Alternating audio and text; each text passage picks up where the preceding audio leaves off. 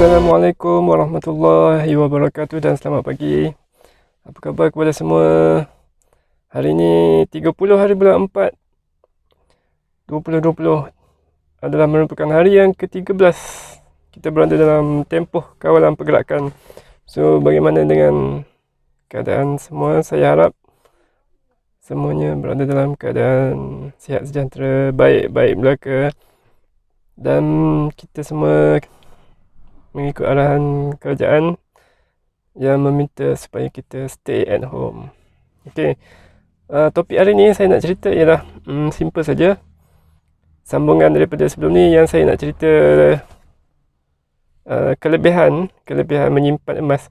So saya tak nak cerita dari aspek yang terlampau teknikal sangat, yang terlampau detail.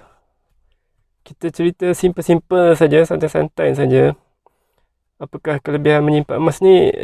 Saya akan cerita apa yang berlaku pada diri saya sendiri, apa yang berlaku pada saya dan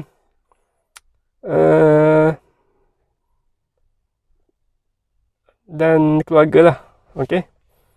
So, simpan emas ni sebenarnya ramai orang dah tahu yang ianya bagus. Orang tua dulu pun dah banyak yang cerita simpan emas ni bagus semua. Dan saya percaya ramai yang tahu pun benda ni. Cuma apa yang saya nak cerita ni ialah cuma sebagai sharing lah kan. Sharing maksudnya sebagai perkongsian cerita je. Tak adalah nak cerita ni lepas dengar ni anda terus pergi beli emas, tak ada. Sebab saya tahu anda semua dah knowledgeable, dah sangat berpengetahuan. Cuma saya nak cerita ni, nak share saja, sharing. Okey, cerita saya simple je. Saya pada tahun 2007 saya telah berkahwin. So masa tu wang hantaran lebih kurang 7,000 wang hantaran. Dan apa yang berlaku ialah saya punya ibu mertua telah menyuruh anak dia, iaitu isteri saya, supaya wang tu semua tu dibeli emas, barang kemas. So wife saya telah habiskan ke semua duit tu, 7,000 tu semua dia beli barang kemas. Itu cerita 2007 lah kan. So hari ni 2020 dah, masa berlalu. Apa yang berlaku, barang kemas tu masih ada lagi. So itulah dia. Yang pertama, kelebihan ialah menyimpan nilai. Okey, bila kita simpan emas ni sebenarnya dia menyimpan nilai lah. Dia macam menyimpan sesuatu yang berharga. Dan pada tahun 2019 macam tu, wife saya dia buat loan tau. Dia ada projek apa benda lah, So nak dijadikan cerita, dia ada balance loan tu, dah habis semua buat projek dia tu, ada 14,000 balance duit cash. So duit tu dekat bank lah, ada dekat bank, account bank. So bank, okey saya cerita Maybank. So ada kad lah, ada kad boleh cucuk. So nak dijadikan cerita, kita orang duk bincang-bincang apa nak buat duit tu. So kita orang setuju lah, lebih kurang nak beli perabot lah. Konon-konon nak beli perabot, 14,000 tu nak beli perabot. Tapi apa yang berlaku ialah, rupa-rupanya kita bila berjalan sekejap, pergi ATM cucuk, guna sikit guna, dalam masa lebih kurang setahun saja duit tu habis. So kita sambung So itulah, duit tu habis dalam masa setahun. Lepas tu wife saya dia tanya apa yang kita beli Kita tak nampak pun apa yang dia beli. Bukan tak nampak secara ni sangat tau, cuma duit tu kita habis tu macam air yang mengalir. Dan kita tak sempat nak beli perabot yang kita orang plan nak beli tu. Tak jadi. Bukan tak jadi, tak sempat nak beli. Sebab duit tu dah habis. So, itulah. Simple saja kisah dia. Satu 7,000 beli barang kemas. Dah bertahun-tahun masih ada. Dan satu lagi yang senang dicucuk ni, yang ATM ni, setahun dah habis. So, itulah. Itu comparison lah, perbandingan. Bukan saya kata kita simpan duit ni tak boleh simpan ke apa. Cuma maksud saya dia punya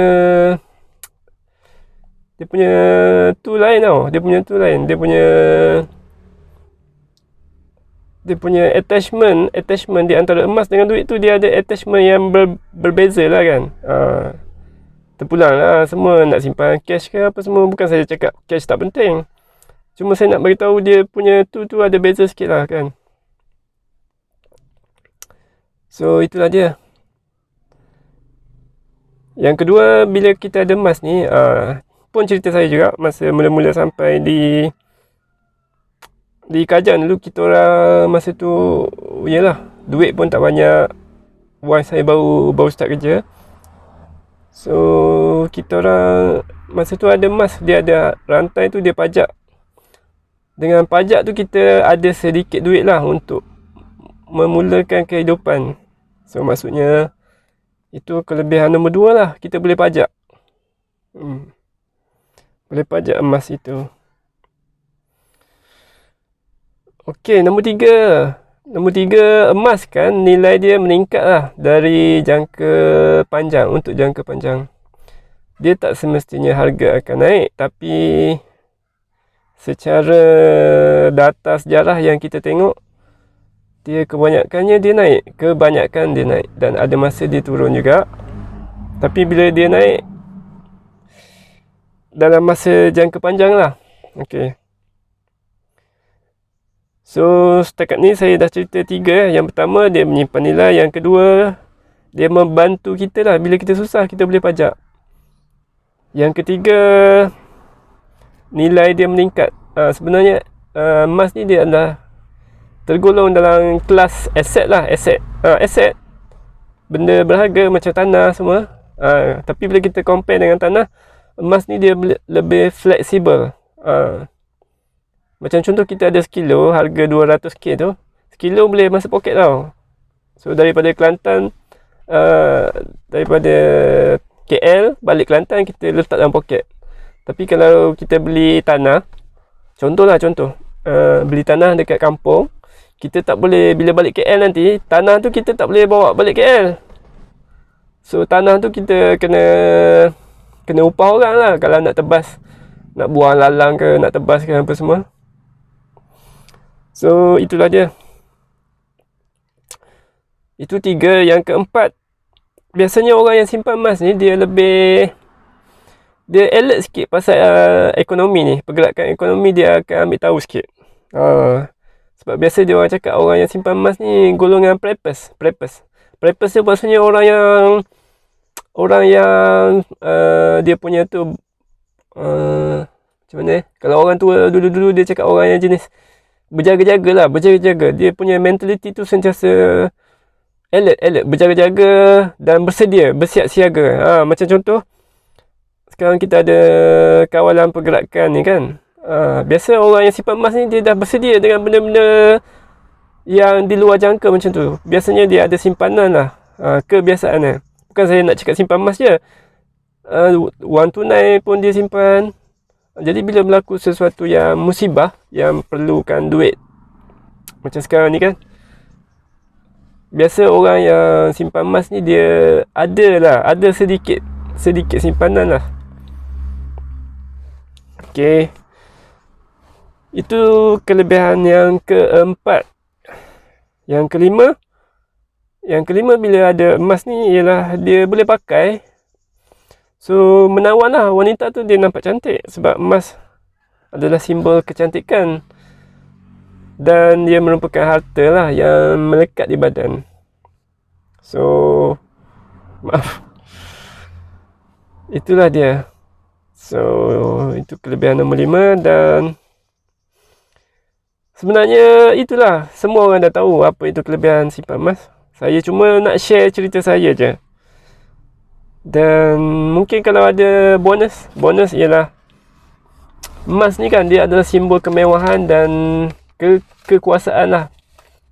Sebab tu raja-raja dia guna warna kuning. Kuning tu melambangkan emas lah. Raja-raja Melayu dan raja-raja UK, Queen Elizabeth, emas adalah simbol kekuasaan. So tujuan saya share ni adalah untuk bagi kesedaran lah, yang sebenarnya menyimpan emas ni penting lah. Walaupun bukan saya nak cakap benda-benda macam ASB, lain-lain, saham apa semua tu pun penting juga. Semua tu pun membantu kita. Dan kita perlu ada sikap fleksibel lah. Kita kena tengok secara terbuka lah kan. Bukannya kita simpan emas ni, semua duit kita nak simpan emas. Bukan macam tu. Maksudnya emas ni adalah sebahagian daripada portfolio keuangan lah. Dia perlu ada juga.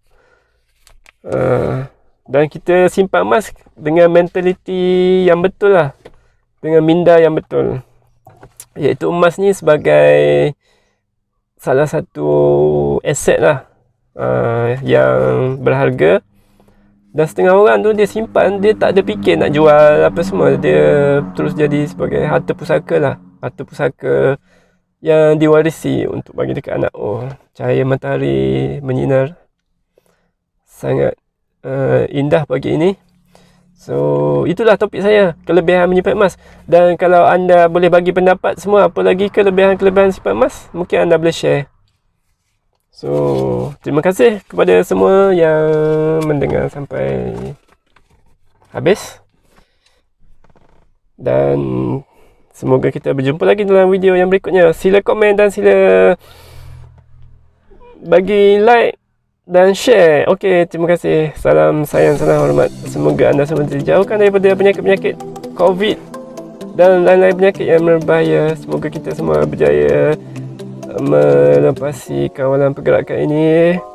Dan Assalamualaikum, dan insyaAllah kita jumpa lagi.